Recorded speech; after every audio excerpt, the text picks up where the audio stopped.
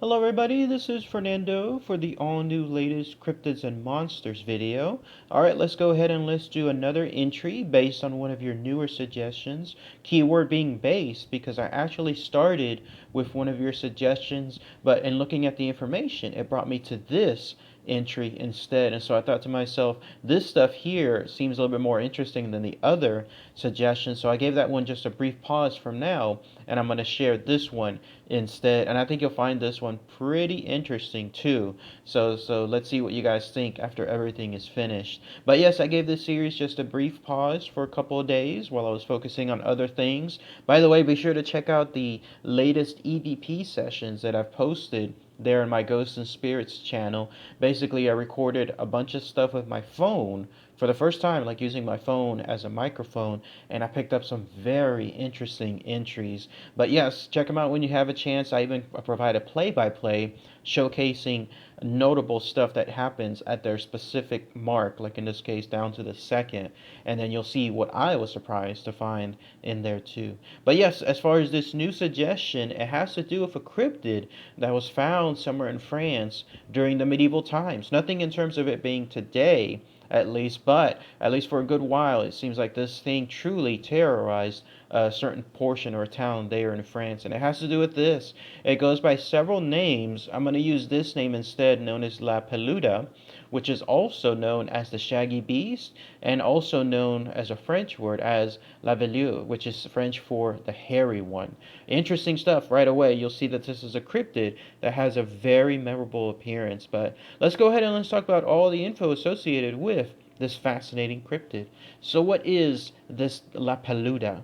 Well, it's a creature that was found, like I said, during medieval times there in France, specifically at a place called La Ferté-Bernard. So medieval times ranges anywhere from, let's say, 5th century to 15th century. No exact time period, though, when this thing was in it, but presumably it would have been during that time period itself. And who knows, it may have ranged the entire set of centuries too. But yes, it was found in this tiny town or province or location, La Ferté-Bernard, which is a little bit northwest there in France. And it seems like it lived near a place called the Huisnin, which was a river nearby a town called Pervencheres. So all those places, I guess, I don't know if they're still around to this day, presumably so, like La Ferté-Bernard still has pictures and so forth to this day. But all those other places, if you know them and you happen to be around them and you have a chance to take a detour, maybe you might be able to see this creature there. So why was this called the Shaggy Beast? Well, it has to do with this as far as its physical description. So this was something that was about the size of an ox, pretty big right off the bat. Ox are definitely something to be considered when it comes to their size. And it had its most prominent feature being this porcupine-like body, like straight out of the tiny little porcupines that you and I know of, but just enlarge it to the size of an ox. And it had this greenish hair that also permeated throughout its entire body. So it seems like it was a mixture of, in this case, those porcupines, those spikes, if you will, those quills, and then also a very, very shaggy body, hence the nickname, the hairy one. So this greenish hair basically covered its entire body, and then on top of that, it had this this stinger that also could come out from those quills. So those very quills that look like coming out either from the top of his body or throughout most parts of his body, everything there was considered poisonous. So this is not something that you wanted to essentially have hit you afterward. As far as its head, it seemed like it had either the head of a snake or the head of a dragon. It just depends on the interpretation. You'll see various pictures showcasing both versions of those two. And it had, in this case, tortoise-like feet, very large ones, in fact, that it could use to move about. No sense if it was moving, like, let's say, quick or if it was moving more slow. I'm probably gearing up more towards the slow side because of how it attacks. I'll talk about that more in a minute. But yes, these tortoise-like feet are also another prominent feature on it too. The only other thing to mention seems to be this. It had a tail that seemed to have something like a sharp light object at the end of it, which it could use in forms of its attack as well. But yet again, other iterations do not have this pointy tail on it too, instead just a regular tail altogether.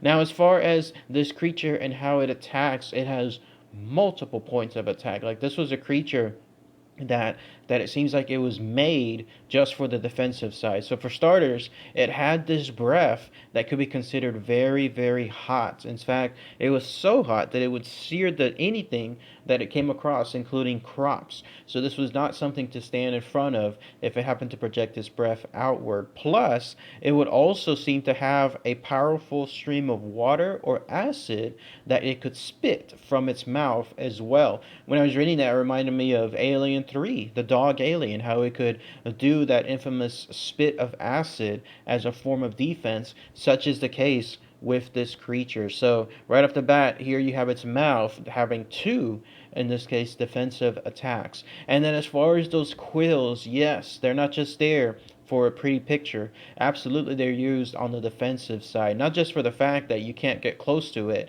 and try to attack it without getting hit by those poisonous stingers, but also this, it can fire those quills just as if they were arrows, kind of like in the older cartoons how you would always see the porcupine kind of gearing up and then shooting its quills outward like a shotgun to like Bugs Bunny or whoever happened to be in its way. Such is the case here. This particular cryptid, it can shoot these quills and presumably do them very quickly, and then of course once you're hit with them, that poison starts taking into effect. No known indication though as far as La Peluda, like how poisonous these things were. There was something like a sting at the light end, or maybe something like a paralysis at the middle end, or even death at the far right end. Who knows? But as far as the indications, this is something that you don't want to find out. And then, interestingly enough, it seems to have almost like a magical power when it comes to water. So apparently, if it steps into rivers, it can cause the rivers to swell and then become floods themselves. No indication though of like how this could happen, because it doesn't seem like the water extra water comes from its body to cause the rivers to swell, nor does it seem like it can create other water out of thin air. Who knows how it does it, but it's apparently supposed to do that. I find that one though a bit more, again, like on the magical side. I don't think in this case like this would be something that the creature could do, but maybe it was being misinterpreted. Like when it comes to even this creature, like running away from a pack of hunters or running away from people trying to kill it. Imagine something like the size of an ox jumping into a river. And when that happens, the swell that it creates, I probably imagine that's what occurred. Like people were misinterpreting that part there too. But for all indications, it seems like this thing was not something that was harmful to humans per se. Like it wasn't hunting humans, or it wasn't necessarily out there in terms of a dangerous creature. I mean, it was known to terrorize certain parts of that town, but to me, at least, my opinion, it's not like it was only doing so because of its territory. Like it was there to make certain that it lived in a particular part of that town, and anybody that came across it, then that's when they faced its wrath. But if you happen to know where it was and you steered clear of it, then you would have a much better chance of never really encountering this creature. The fact that it stood there for so long too, and seems like throughout the entire medieval times, just showcases how successful this creature was too, to making sure that it stayed away from humans, which makes sense. I mean, a lot of the other cryptids that I've talked about, they're all about staying hidden. They're not exactly out there trying to attack people or trying to go after populations throughout certain parts of the town. No, they just want to live their lives, so to speak, and they just want to be able to stay hidden. And when that happens, that just continues with their success in terms of staying alive themselves. But as far as what's happening in today's world, nothing really seems to showcase again that it's out there. Whatever happened to it, who knows? This so-called dragon or the so-called beast, whatever it is, it lived during that time period, but who knows, maybe it was wiped out, or maybe it just fell into extinction, just like other creatures out there in this world that just naturally become extinct. But if anybody has any more info, anything else I might have missed, please post those comments below. Anybody happen to be by that area, by the way, either there in La Ferté-Bernard, or happen to be at that place, that Huisne, or happen to be specifically at that town, that Provencheres, that'd be good to hear, because then you might have a chance of knowing more info and be sure to post it here below.